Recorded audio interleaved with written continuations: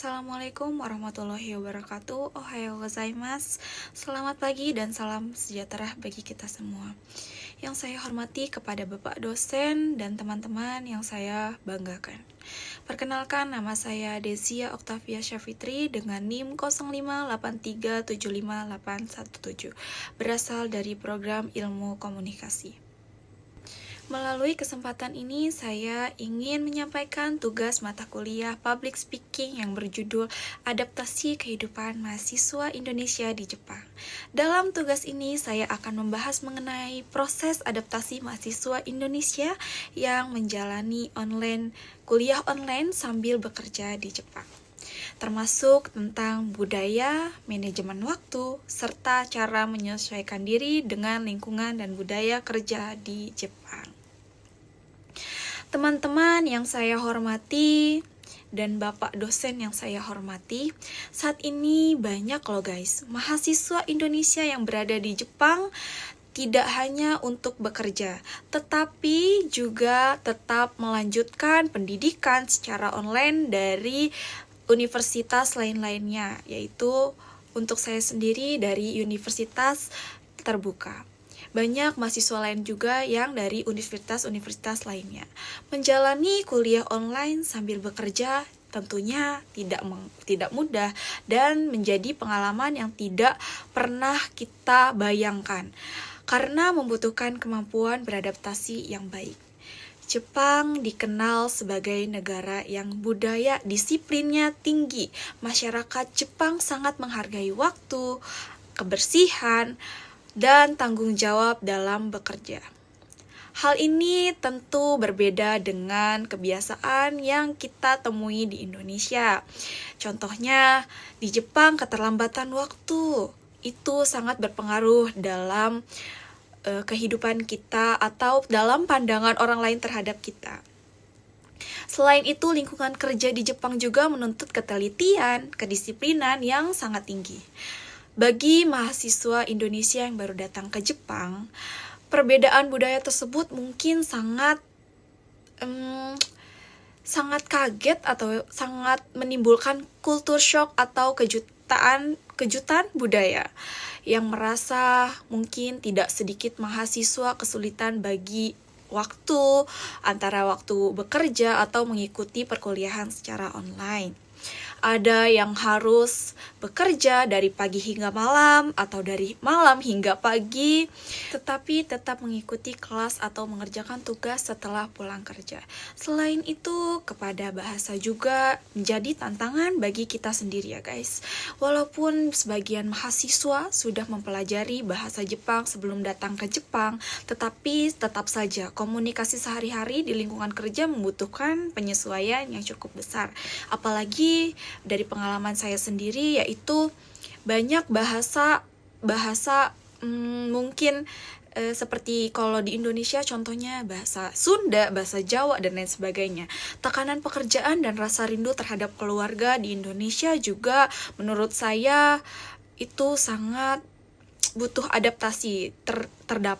Tersebut dapat menjadi pengalaman sangat berharga. Mahasiswa menjadi lebih mandiri, disiplin, mampu mengatur waktu dengan baik. Ada beberapa hal yang dapat membantu proses adaptasi mahasiswa di Jepang.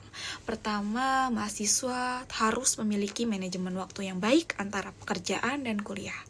Kedua, mahasiswa perlu belajar memahami budaya Jepang agar lebih mudah menyesuaikan diri terhadap lingkungan sekitar, terhadap orang-orang yang mungkin dari negara lain untuk bekerja ke Jepang kan banyak ya guys ya. Ketiga, menjaga kesehatan fisik dan mental agar tetap mampu menjalani aktivitas sehari-hari dengan baik. Selain itu, penting juga untuk menjalin hubungan baik dengan sesama warga masyarakat Indonesia ataupun warga negara lainnya.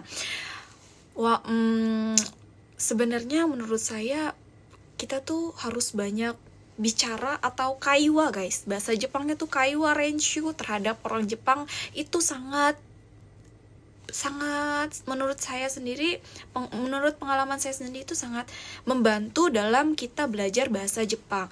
Menjadi mahasiswa kuliah online sambil bekerja di Jepang memang bukan hal yang mudah ya guys ya. Namun dengan semangat, disiplin, dan kemampuan beradaptasi, tantangan tersebut dapat kita lewati dengan baik. Pengalaman tersebut juga dapat menjadi pelajaran yang penting loh guys untuk masa depan kita, untuk kita ceritakan terhadap nanti anak-anak kita. Begini loh pengalaman kita terhadap sesuatu yang pernah kita alami di masa lalu. Seperti itu guys, masa depan yang baik dan pribadi yang lebih baik menjadi tanggung jawab diri sendiri ya guys. Dan sebelum saya mengakhiri pidato ini, saya ingin sedikit menyampaikan informasi atau berbagi informasi kepada kalian semua ya guys ya. Terlebih banyak yang bertanya, internet apa sih kak? Internet apa sih yang bagus di Jepang? Internet apa yang kakak pakai untuk di Jepang? Itu selain SoftBank ya guys, itu tuh ada AU dan Docomo guys. Dan saya sendiri juga mau pakai Docomo. Emang jaringannya selain bagus juga murah ya guys. Selama sebulan atau tahunan itu murah menurut saya untuk kita yang bekerja di Jepang sambil kuliah. Itu murah sih guys. Itu menurut saya emang sih ada di beberapa tempat tuh pastinya semua jaringan internet di beberapa tempat tuh punya ngelek-ngeleknya ya guys ya, tapi menurut saya ini di camp saya sendiri atau di kota saya sendiri itu tuh bagus ya guys. Saya udah nyoba di beberapa kota lainnya, saya pergi ke beberapa kota lainnya itu tuh masih bagus digunakan untuk di kom tuh masih bagus digunakan untuk di beberapa kota. Mungkin untuk di Tokyo atau Osaka saya belum pernah mencobanya. Next time saya akan coba. Kalau bagus saya akan informasikan kembali kepada kalian. Emang bukan wajib, emang worth it gitu guys. Selain harganya murah juga jaringannya bagus. Itu aja ya guys yang bisa saya sampaikan informasinya. Mohon maaf apabila ada kesalahan kata. Demikian pidato yang dapat saya sampaikan.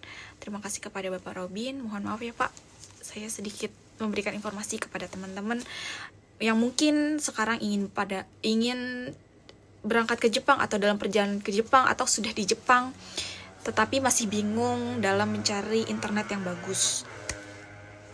Mohon maaf Pak sebelumnya. Terima kasih banyak. Saya akhiri pidato ini. Wabillahi taufiq wal hidayah. Wassalamualaikum warahmatullahi wabarakatuh. Osukare sama desta minasang. Ja arigatou gozaimasu.